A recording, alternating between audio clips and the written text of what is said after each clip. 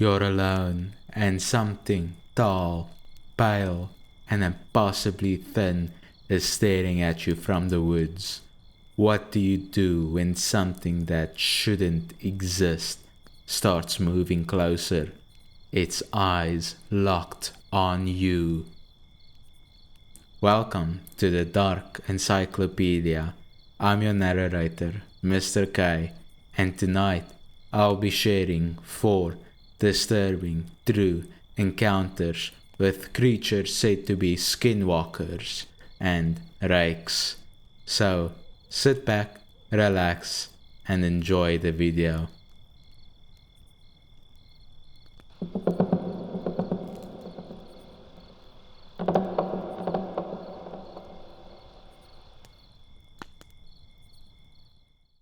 So, this story happened to my brother the other day and it's got me freaked out.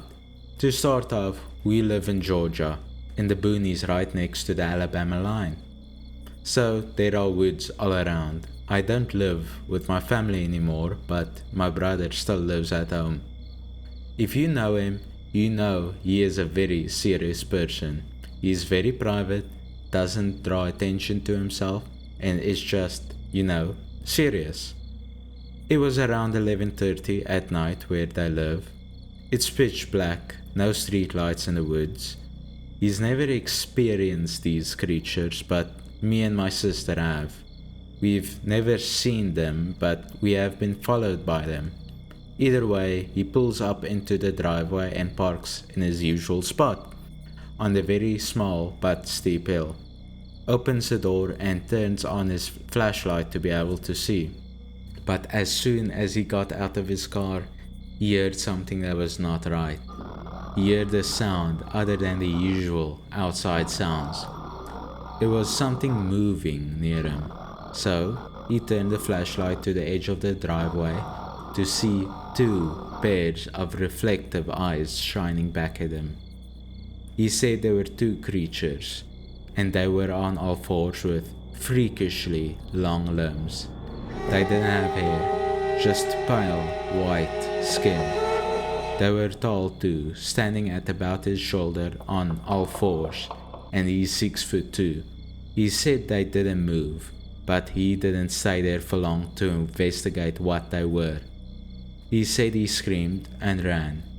Then our dad went out there with his gun to kill whatever it was, but it was too late, they were already gone. He texted me right after it happened. He knows I'm into this sort of thing and he has never been. He didn't even know what to call what he saw, but I sent him a picture of a rake. Probably fake, but I wanted to see if it looked similar, and he said yes. That's exactly what he saw, but the limbs were longer. A lot longer, and they were taller than that. He didn't even believe in any of this. I'm low-key kind of jealous he got to see it, and I mean actually see that sort of thing, and I didn't.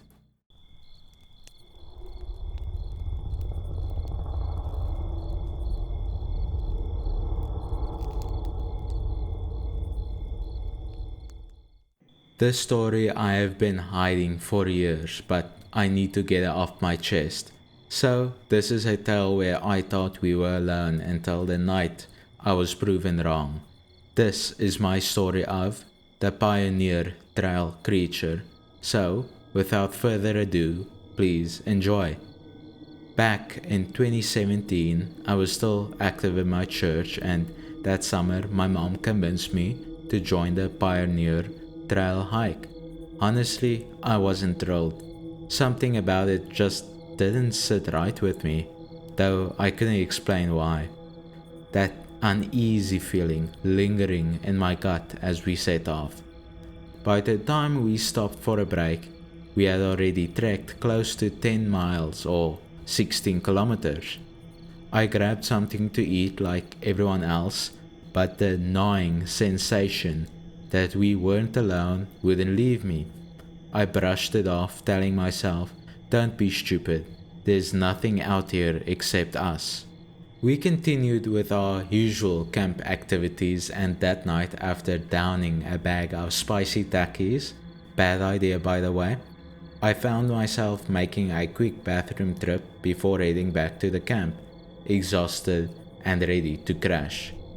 Just as I was about to drift off, I heard a sharp crack, a branch snapping.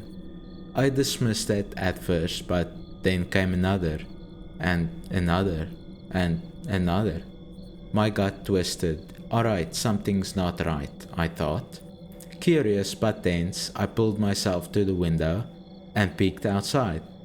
What I saw froze me to the core. Standing there, partially hidden amongst the trees, was a creature. Long, disturbingly thin.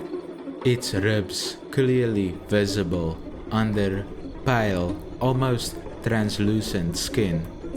It had searing red eyes that seemed to glow against the dark forest backdrop. It moved with unsettling, jerky motions, sniffing the ground and the air like it was hunting for something. For a moment, it had its back to me, but then slowly it began twisting its body, almost unnaturally, towards where I was watching. I panicked, diving back into my bunk, heart pounding so loud I thought it would hear me. What the hell did I just see? Am I losing my mind? Raced through my head as I buried myself under my blanket. Branches kept snapping outside, closer and closer. Unable to hold it in, I shook one of my cabin mates awake. He blinked at me, confused, and said, half jokingly, "You good, Leo? You look like you just saw a ghost." "I don't know what I saw," I whispered, "but I need you to look." He sighed, but agreed. "Okay, but you know there's nothing out." His voice cut off, because it was still out there, closer now. Thankfully, it wasn't looking at us. Without a word, we dropped back into our bunks, yanked the blinds shut, and tried to convince ourselves it would go away.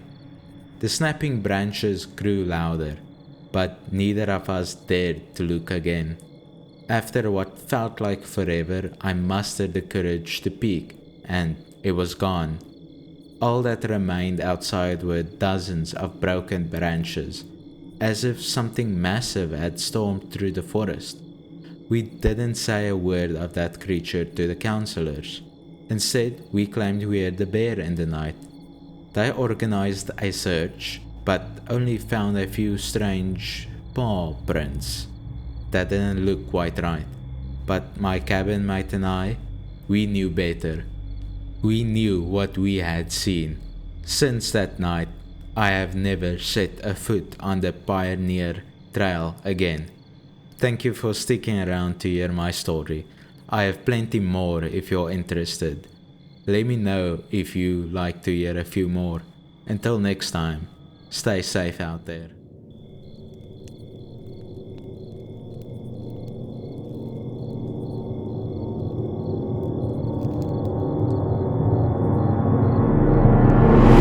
So, this is kind of a long story. Around 7-ish, I go to turn the lights off in the chicken house and I get on the four-wheeler to get down there.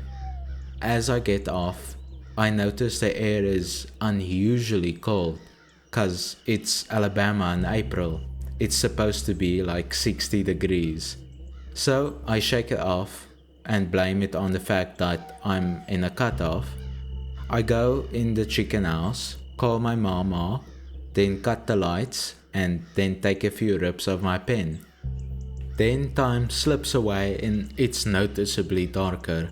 I begin to walk to the gate, and as I do, I catch a whiff of just burnt, melted electronics, like it smelled a soldering iron or something. And while that's odd, I continue to walk to the gate, and as I opened it, the woods just fell dead silent, and now I'm concerned. So I feed the dogs while I have an anxiety attack.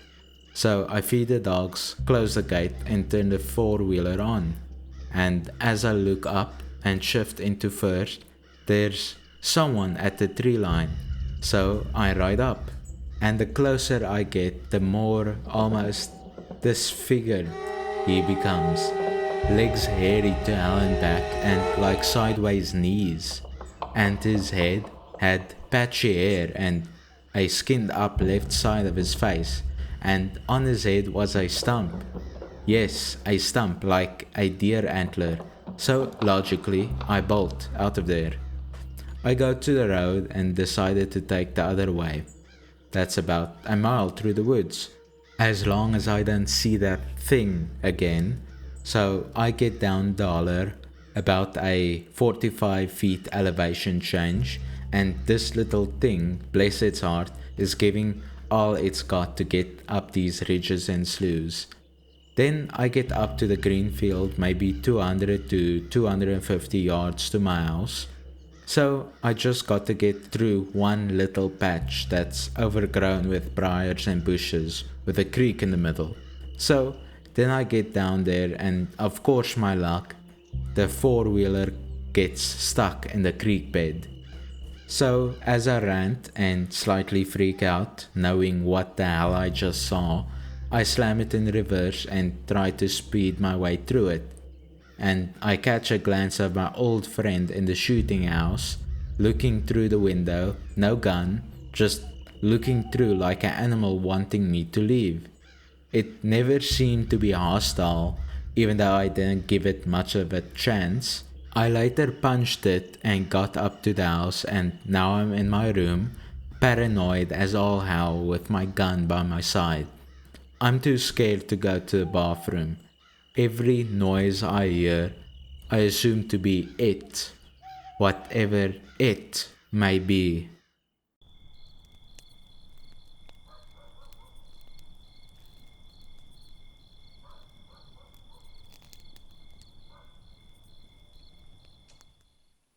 I live in a very small village surrounded by forest in Bavaria, Germany. Me and my friend who lives there with me had many encounters with skinwalkers or something else in and around the forest.